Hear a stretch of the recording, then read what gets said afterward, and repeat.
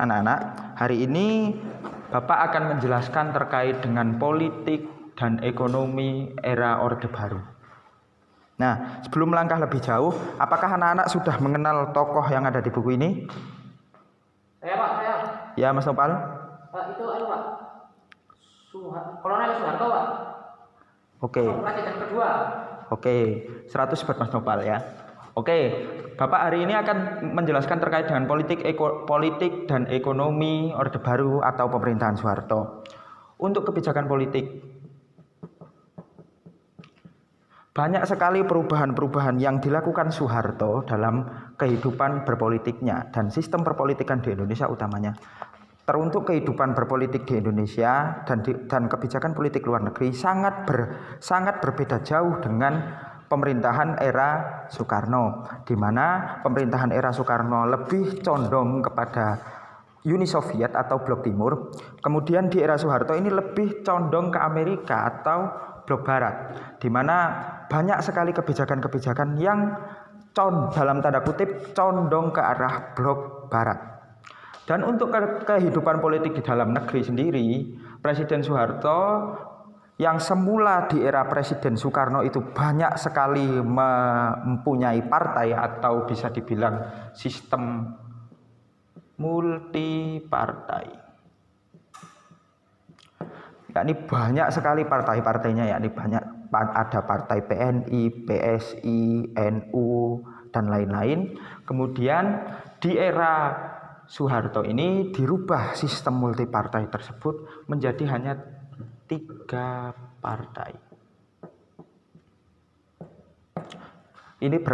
Kebijakan ini berlaku pada tahun 1973. Nah, di 1973 ini partai-partai yang merupakan dulu kan ada 3 golongan, yakni golongan nasionalis, kemudian agamis, kemudian ada golongan-golongan yang tidak termasuk dalam 2 golongan ini. Nah, ini disatukan, yang untuk golongan agamis itu masuk ke P3, kemudian yang nasionalis ke arah PDI. Yang ketiga yakni golongan-golongan yang tidak terikat dengan 2 golongan tersebut masuk ke dalam Golkar. Nah, ini merupakan kebijakan politik era Orde Baru. Kemudian ekonomi. Nah, ekonomi ini berkaitan dengan apa? Lebih mengarah kepada investasi.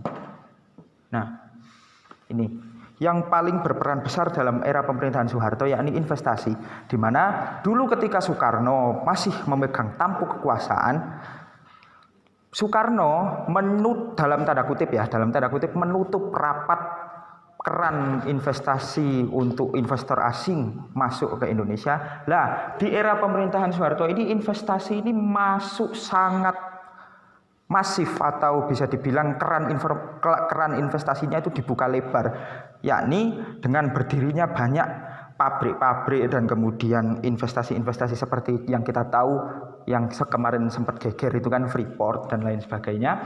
Nah, investasi ini salah satunya paling terasa di era sekarang. Sebelumnya saya ingin tanya, di sini ada yang pakai motor merek Honda?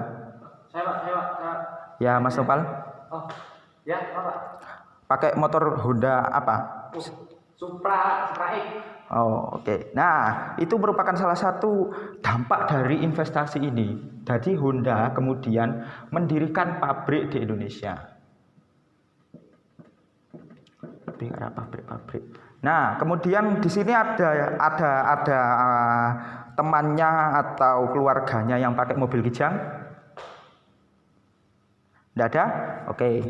Ya, untuk terkait dengan pabrik ini juga selain Honda, juga untuk sektor otomotif juga ada Toyota, di mana itu mengeluarkan satu seri di mana itu khusus untuk rakyat Indonesia, yakni mobil Kijang. Nah, tahu singkatan Kijang itu apa? Hewan. Oh, bukan hewan, Mas. Kijang itu merupakan salah satu akronim atau singkatan dari kerjasama Indonesia-Jepang era Orde Baru untuk mendesain suatu mobil niaga.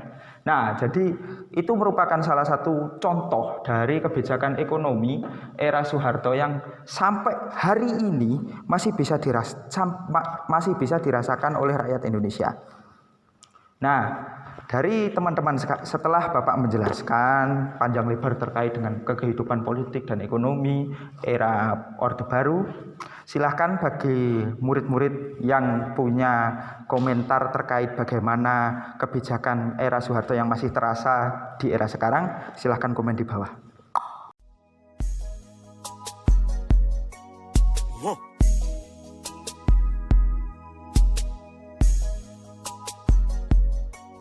Whoa.